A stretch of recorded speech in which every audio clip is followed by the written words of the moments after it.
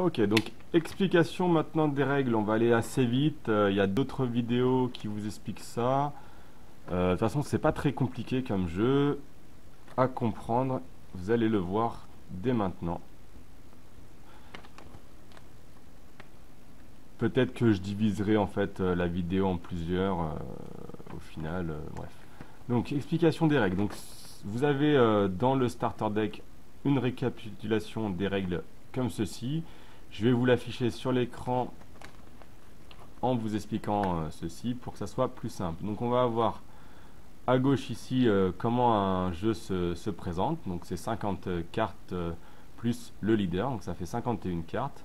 On a 10 cartes done en plus à jouer qui se présentent de différentes façons. Vous verrez dans les booster box, dans l'OP02, il y a aussi des cartes spéciales. Bref, il y a plein de cartes done qui vont sûrement apparaître pour essayer de rendre ça un peu plus funky à jouer que juste avec écrit done en gros en japonais.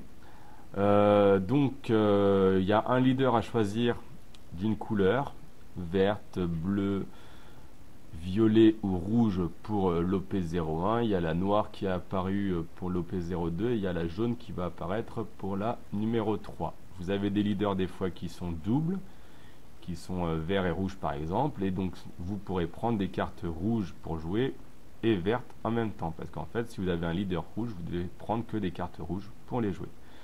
Vous avez 3 cartes différentes dans le jeu. Vous avez des cartes personnages, donc avec carte personnage, hop, je vais prendre la Luffy ici. Donc vous avez le coût de la carte ici elle va coûter 5. Vous avez la 6000, c'est son attaque. Ici, je ne sais pas encore à quoi ça sert, ce qui est écrit en haut. Vous avez une capacité qui est écrite, le nom du personnage, le type de clan auquel il appartient. En bas, vous avez la collection, la rareté ici SR, et puis à côté le fruit du nom avec marqué 1 qui doit sûrement vouloir dire OP01. Voilà, ici il y a un petit hexagone ici, pareil je ne sais pas encore sa signification et on l'utilise pas vraiment pour jouer. Donc on a des cartes personnages comme ça, on a des cartes event, donc pareil, carte event, vous avez en haut le coût, donc ici il est de 4. Donc ça c'est, je vous explique ça après les coûts. Vous avez voilà l'image, la capacité pour l'event, trigger ou non si vous pouvez la jouer dans la zone de vie. Et donc là aussi pareil le nom et le type de carte, la collection, la rareté ici c'est comme commune et 1 pour OP01 sûrement. Donc vous avez dans les raretés il y a C, UC ça veut dire unco, R rare, SR super rare, SEC secrète et L pour leader. Et en plus vous avez des cartes alternatives mais il n'y a pas marqué alternative dessus.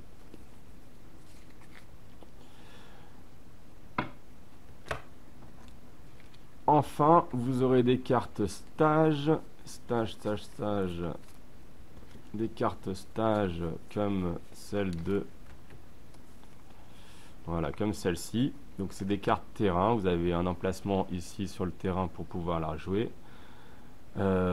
Tous les decks n'en ont pas, le deck bleu par exemple n'a pas de carte stage. Pour l'instant je ne crois pas non plus qu'il y en a dans la booster box. C'est intéressant à mettre en jeu. Voilà, pour 2 il reste tout le temps sur le terrain, on peut jamais le virer vraiment je crois. J'ai pas vu de carte qui pouvait l'enlever. Et ben voilà, par exemple une fois par tour lui il va rajouter plus 1000. Donc c'est des cartes intéressantes à avoir pour pouvoir les jouer dans la partie. Je vous ai présenté les cartes. Maintenant le jeu en lui-même. Donc maintenant le jeu en lui-même, donc on va avoir nos 50 cartes deck à mélanger et à mettre ici. On va avoir notre carte leader à placer en plein milieu, prêt à défendre le terrain adverse. Ça sera lui qui va représenter notre personnage principal. On va avoir une zone de coup ici où on mettra les cartes done. Là, les cartes personnages d'attaque. Les cartes event, on va juste les jouer puis après les mettre directement dans la défausse. Et puis ici à gauche, on aura la zone de vie avec, tiens, j'ai pas précisé, ici j'ai mon leader. Donc dans le leader, on va pas avoir de coup parce que il coûte rien, le leader il est déjà placé sur le terrain. Mais on va avoir ici un nombre de vie. Donc lui il en a 5. Les cartes moitié, la moitié verte, moitié rouge par exemple, elles ont 4. Donc elles sont intéressantes parce qu'elles ont 2 fois plus de cartes et de techniques avec lesquelles on peut jouer, mais elles ont moins de vie. Donc là aussi, c'est tout l'intérêt d'y aller stratégiquement, de réfléchir à son deck. J'ai pas encore joué de jeu vert-rouge, mais il y a une vidéo par exemple d'un youtubeur qui s'est lancé là-dedans en français qui nous explique bien le deck low. Donc n'hésitez pas à regarder, qui vous expliquera là-dessus comment jouer un deck double. Donc comment ça se passe? Donc on va placer le deck sur la place, le leader. On va choisir à pierre papier ciseaux qui commence. On va piocher 5 cartes. On va mettre le deck à sa place. On va choisir si on veut ou non garder ces 5 cartes. Donc c'est la particularité du jeu. Si on veut pas ces 5 cartes, on les remet dans le deck, on mélange, on reprend 5 cartes. Et là par contre on peut plus choisir, c'est fini. On va mettre les cartes de vie dans la zone de vie. Donc leader de 5, on en met 5. Et on va commencer le tour par celui qui va commencer. Les tours, comment ça se passe? Donc à chaque début de tour, on remet toutes les cartes done dans la zone de coup. Toutes les cartes done qui ont été piochées auparavant, on les remet dans la zone de coup. On va piocher une carte du deck. On va mettre ensuite 2 cartes done ici dans la phase de coup. Donc ici on a 10 cartes au début. Le premier joueur qui joue, il va en mettre une seule. Le deuxième joueur, tout de suite c'est parti, il va en mettre 2. Puis après le premier joueur, il va pouvoir mettre 2, donc ça fera 1 plus 2, ça fait 3. Le deuxième joueur, il en met 2, donc il en aura 2 plus 2, ça fera 4. Et ainsi de suite, de tour en tour, il en aura de plus en plus, jusqu'à avoir ses 10 cartes sur le terrain. Ou sinon, s'il a utilisé des capacités, comme je vous ai expliqué, par exemple avec le deck bleu, où on peut enlever des cartes, il enlèvera ses cartes, les remettra, il les repiochera, il les renlèvera, et ainsi de suite à chaque tour. Donc un tour, ça se passe comme ça, c'est je pioche d'abord une carte de mon deck, puis je mets 2 cartes done du deck done en action, en active. Avec, là vous avez les cartes actives, c'est les cartes qui sont à la verticale, les cartes passives ou rested, en mode repos, c'est les cartes qui sont à l'horizontale. On les met sur le côté. La main phase, donc la phase principale, une fois qu'on a pioché tout ça, on va pouvoir choisir de faire des attaques ou de jouer des cartes sur le terrain, un peu dans l'ordre que l'on veut. Il n'y a pas vraiment d'ordre précis, là c'est vous qui choisissez quand est-ce que vous voulez placer vos bloqueurs, placer vos cartes d'attaque, placer vos cartes event, vous avez vos stratégies en main, vous savez à quel moment c'est intéressant de les mettre parce que vous avez des actions particulières sur les cartes. Je vous explique ça juste après d'ailleurs. Et donc du coup vous choisissez de jouer vos cartes. Donc là hop, petit aparté. Donc sur les cartes on va avoir des particularités ici. Plusieurs particularités différentes. J'espère que je les ai tous dans le deck Luffy. Donc on va avoir des écriteaux avec marqué Active Main. Donc ça veut dire qu'on peut l'activer main dans la phase dans sa carte main, sa main phase, donc dans sa phase principale. On spare turn, donc ça c'est souvent pour les leaders qui a marqué ça.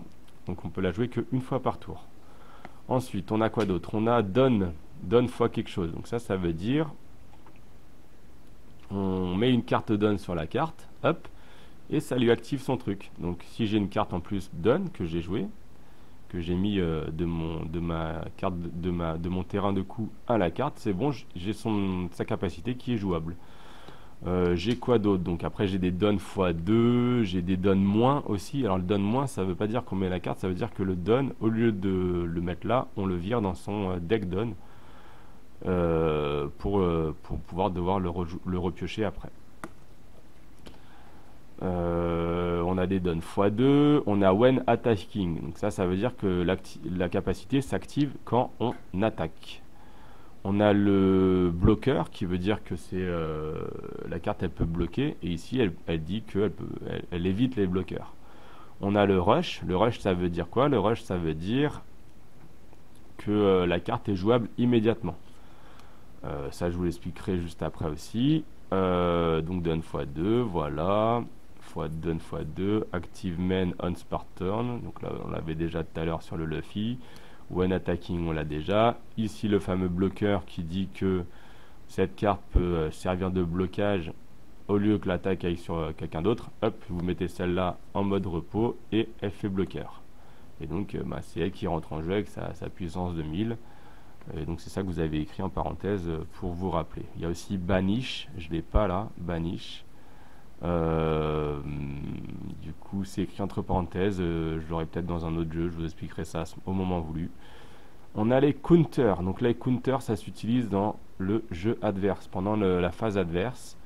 On a des cartes dans les mains avec un coup de 1, on a gardé des dons sur son terrain actif pour pouvoir jouer ces cartes là, et ben bim, on met son don en mode rested, en mode repos, et on peut jouer cette carte de contre et permettre de sauver 3000 de points de vie à son leader qui se fait attaquer pour lui sauver la mise ou non. Et enfin on a la fonction trigger qui est une fonction qui s'utilise quand votre carte elle est dans la zone de vie, vous perdez un point de vie, hop, vous piochez une carte de vie et il y a marqué trigger, vous pouvez activer immédiatement cette carte et vraiment des fois ça vous sauve la vie d'avoir ça. Ok, donc là je vous ai tout expliqué à peu près de ce qu'il y a écrit. Donc maintenant, dans la phase principale, comment ça se passe? Donc vous pouvez jouer vos cartes. Donc vous payez par exemple un coup de 3. Ça veut dire quoi vous payez? Ça veut dire que vos cartes qui sont actives, les cartes don ici qui sont actives, vous devez les mettre en mode repos. Et donc vous ne pouvez plus les utiliser. Vous ne pouvez même plus les mettre à vos personnages. Sauf si vous avez regardé la vidéo sur le deck Luffy, où il y a marqué mettez une carte repos don à un de vos personnages, mais sinon vous pouvez plus les utiliser, donc elles sont en mode repos et ça en fait ça limite vos actions pour le tour et ça évite de alors voilà ça limite hein. Là c'est là où il faut être stratégique, de pas des fois gâcher ses dons ou les maintenir ou les garder pour sauver ses points de vie après pendant la phase adverse. Les cartes que vous mettez sur le terrain, vous ne pouvez pas les jouer tout de suite. Vous devez les jouer pour attaquer, vous pourrez les jouer que au tour d'après. Sauf s'il y a marqué rush dessus, et là vous pouvez jouer tout de suite. Voilà. Donc les dons, je vous ai déjà expliqué, don x et don moins, active main. Ok, ensuite on a l'attaque. Donc l'attaque, comment elle se passe? Donc imaginons que vous aviez un personnage qui a un rush ou un personnage qui est déjà là depuis un tour, vous décidez d'attaquer, vous allez pouvoir le mettre en mode repos. Mode repos, ça indique que vous allez pouvoir attaquer l'adverse. Vous pouvez attaquer deux types de personnages différents, soit le leader, soit un personnage adverse qui est déjà en mode repos. Ça veut dire quoi? Ça veut dire que vous ne pouvez pas attaquer un personnage qui n'est pas en mode repos, qui est en mode actif, comme ça vous ne pouvez pas l'attaquer à moins d'avoir là aussi une capacité spéciale sur la carte. Donc vous ne pouvez pas attaquer ça, que des cartes repos. Donc là aussi stratégiquement vous pouvez réfléchir, ok, est-ce que j'attaque ou pas pour sauver mon personnage, ou est-ce que j'attaque pas, comme ça je garde pour la tour d'après et j'empêche mon adversaire de l'enlever du terrain. Une fois que vous avez lancé l'attaque, donc vous allez prendre en compte vos points d'attaque et vos points supérieurs grâce à vos dons. S'il y a un don en plus, ça fait 1000 d'attaque en plus. S'il y a 2 dons, ça fait 2000, etc. etc. S'il y a des capacités, ça fait... Bref, vous faites des mathématiques et vous additionnez ça. Et vous décidez d'attaquer le personnage adverse. Donc le personnage adverse, il a des points de... Il a des points de power aussi, qui vont représenter sa défense. S'il a les cartes donne de l'ancien tour qui sont dessus, ça n'est pas pris en compte, hein. C'est pas, tiens, j'ai une carte de donne en plus, donc je rajoute 1000 sur sa défense. Non, non, ça marche pas comme ça. Donc là, c'est l'adversaire qui va décider qu'est-ce qu'il fait. Soit il peut bloquer. Soit il peut bloquer parce qu'il a des cartes bloc sur son terrain. Il dit, non, c'est bon, l'attaque, elle va sur le bloqueur plutôt que sur mon personnage. Ok, c'est parti. On regarde les points de vie du bloqueur. Il a que 1000. Bon, bah, il détruit. Mais l'attaque, elle est utilisée. Soit il veut pas, et où il n'a pas de bloqueur, et donc il passe cette phase-là, et on passe à la phase de contre. La phase de contre, c'est là où on regarde ses cartes event avec marqué contre, c'est là où on regarde ses personnages avec marqué plus 2000 sur le côté ou plus 1000, et c'est là où on va utiliser ces fameux 2000 en plus, 3000 en plus, que l'on va du coup rajouter à la défense du personnage que l'on veut sauver. Une fois que ça s'est pris en compte, et ben on va regarder ce qui se passe.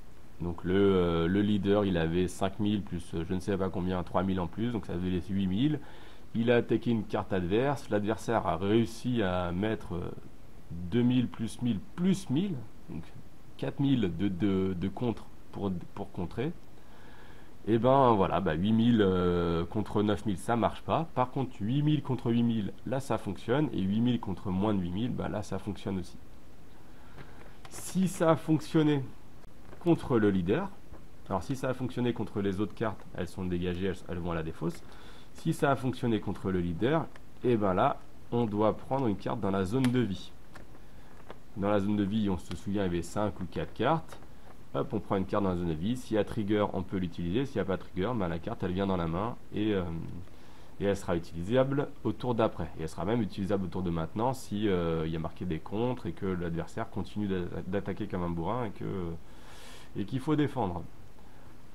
Donc la partie se termine, vous l'avez compris, quand il n'y a plus de vie dans la zone de vie. C'est-à-dire quand il n'y a plus de vie, on a encore un dernier tour.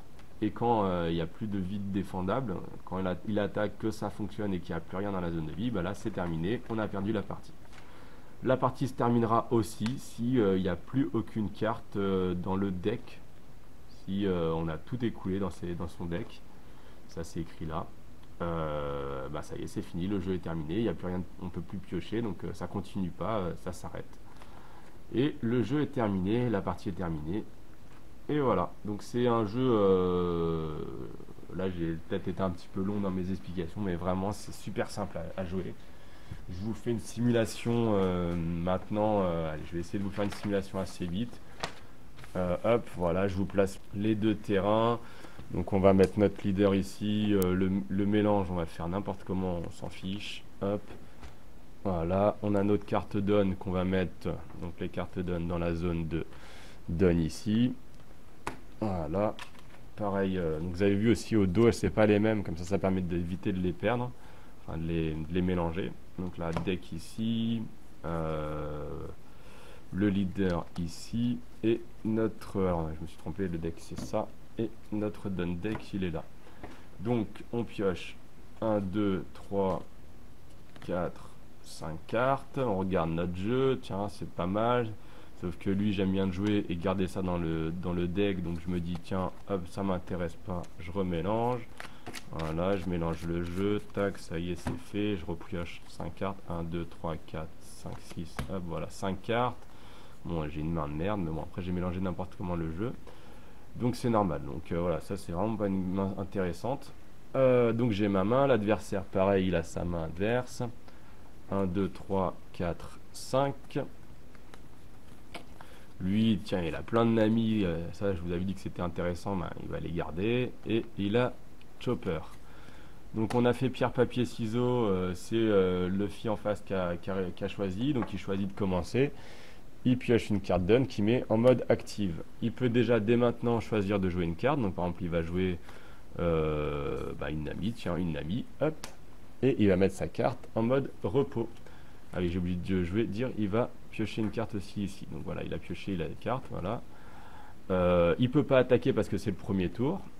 Donc, il passe son tour. Moi, de mon côté, qui suis ici, voilà, moi de mon côté qui suis ici, je pioche, je mets 2 cartes donne actives, comme ceci. Voilà. Pareil, j'ai mon deck ici dans la main. Donc j'ai deux cartes, je pourrais jouer ça, mais honnêtement, j'ai pas envie. Et je peux pas jouer celle-là, donc je fais rien. Donc voilà, je fais rien réellement, je garde ça dans mes mains, vous avez vu ça fait 1000, donc je vais pouvoir me défendre après s'il veut m'attaquer. Donc je le garde dans les mains, ah oui j'ai oublié de piocher une carte, hop, voilà. J'ai pioché une carte, donc voilà, encore un plus de 1000, donc je garde ça, je joue rien, je garde mes cartes d'homme up, et je dis que c'est à l'autre de jouer, donc pareil, c'est à lui de jouer, donc qu'est-ce qu'il fait? Il remet ses cartes d'on en mode actif, il en met 2 de plus, 1, 2, donc ça lui fait 3, vous vous souvenez ce que je vous l'avais dit tout à l'heure. Il pioche une carte ici. Ah, Usopp, ok, intéressant. Il va donc il a 3 cartes Don. Il va jouer par exemple, tiens, il va jouer Jinbei. Donc il va mettre Jinbei ici. Donc il va mettre ses 3 cartes Don en mode repos, comme ceci. Il va utiliser l'action de Nami qui dit une fois par tour, on peut mettre une carte Don en repos à un personnage. Donc il va la mettre une carte Don ici sous Luffy. Donc c'est là où je vous conseille d'avoir des pochettes de protection si vous jouez avec les cartes, parce que ça sera beaucoup plus facile de les mettre en dessous, de les glisser, les cartes elles glissent. Donc il met sous son Luffy, il y a marqué donner à ce personnage une fois par tour une carte Don, donc il fait pareil, hop, il met une carte Don au-dessous. Et là vu que c'est le deuxième tour, il peut attaquer, donc il décide d'attaquer, il dit j'attaque le leader adverse. Donc 5 plus 1 plus 1, ça fait 7000. Là, le leader adverse va falloir pour se défendre qu'il utilise... Alors, il n'a pas de bloqueur. Donc, hop, il ne peut pas jouer de bloqueur. Donc, il n'y a pas de phase de bloc. Et là, il va dire, est-ce que je contre? Est-ce que je prends l'attaque? Ah oui, tiens, j'ai oublié de mettre les... Là, je fais tellement vite que j'ai oublié de mettre les vies. 1, 2, 3, 4, 5. Là aussi, 1, 2, 3, 4, 5. Voilà, il y en a 5. Là, il y en a 5. Hop. Allez, donc là il y a 5, lui il a 5 plus 2, il a 7. Donc pour qu'il défende, il faut au moins qu'il ait 8000. Donc c'est ce qu'il va faire, il va jeter, hop, une carte contre, ça fait 6000. 2 cartes contre, ça fait 7000. 3 cartes contre, ça fait le fameux 8000. Il aurait pu aussi jouer une fois lui, qui aurait fait 2000, mais j'aime bien la garder, on ne sait jamais. Pour une future. Donc là ça n'a pas marché. Lui il peut pas attaquer, elle... 1000 elle va pas attaquer non plus, c'est pas intéressant. Donc maintenant c'est au tour de Crocodile. Crocodile, qu'est-ce qu'il fait? Ben il pioche une carte, voilà. Il pioche 2 cartes Don, comme ceci. Et maintenant il en a 4 sur son terrain, des cartes Don. 4 sur son terrain. Il va faire par exemple, tiens on peut jouer lui, là de Kuma, pour 2 cartes Don en repos. Hop, je joue Kuma, qui me dit que je peux regarder mes 3 premières cartes comme ceci, 1, 2, 3, et choisir dans quel ordre je veux les mettre. Sauf que cet ordre est super intéressant, donc ben, voilà, je vais les remettre sur le dessus et pas sur le dessous. 1, 2, 3, voilà, bon, ça ne servi à rien, mais c'est comme ça. C'est le jeu. Ensuite, il a 2 cartes Don ici qu'il peut utiliser. Alors là, il y a 2 possibilités. Soit il va jouer ça, là, le crocodile, il a marqué une fois par tour. J'enlève 4 cartes et je vire un personnage adverse qui a un coût de 5. Donc je peux virer le Jinbei si je veux. Je peux virer la Nami qui n'arrête pas de mettre des cartes sous les autres si je veux. Ou il peut jouer Kuma qui donc il peut lui mettre, tiens, je vais lui mettre allez, une carte Don en dessous, plus une carte Don, ça fait 5000 d'attaque.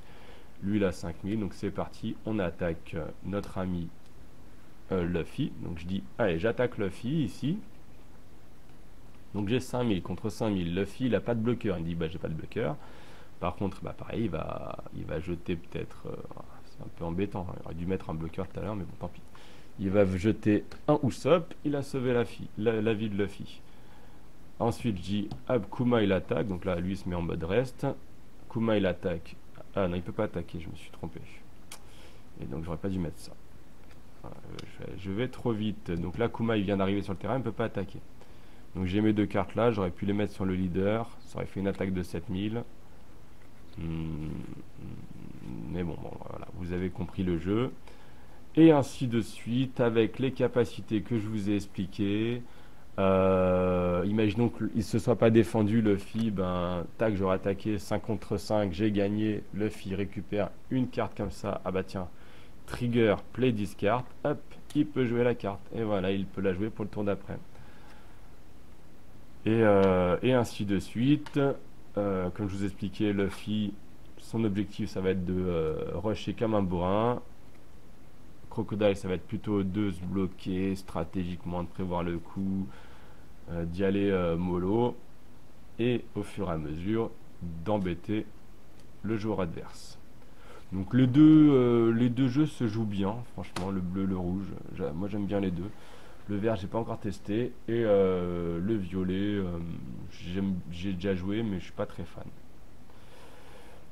Voilà, on va s'arrêter là pour la vidéo. Je vais la diviser en trois. Merci d'avoir regardé la vidéo jusqu'au bout.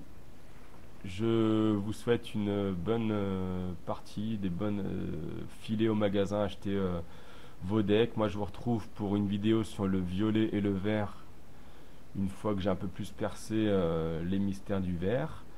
Et ensuite pour une vidéo unboxing donc des booster box avec explication des cartes. Alors je ferai deux unboxings, hein. Je ferai un unboxing très rapide pour ceux qui sont super curieux. Ça va durer ça va pas durer longtemps du tout. C'est pour ceux qui sont curieux. Au final, je vous montre les cartes que j'ai eues dans la boîte et puis fin de la vidéo entre parenthèses. Et une vidéo un peu plus longue où je reprends chaque carte, où je les explique, où j'exprimerai peut-être aussi un peu plus mon contentement ou ma déception. Merci à vous d'avoir regardé cette vidéo et puis à très bientôt. Bonne journée.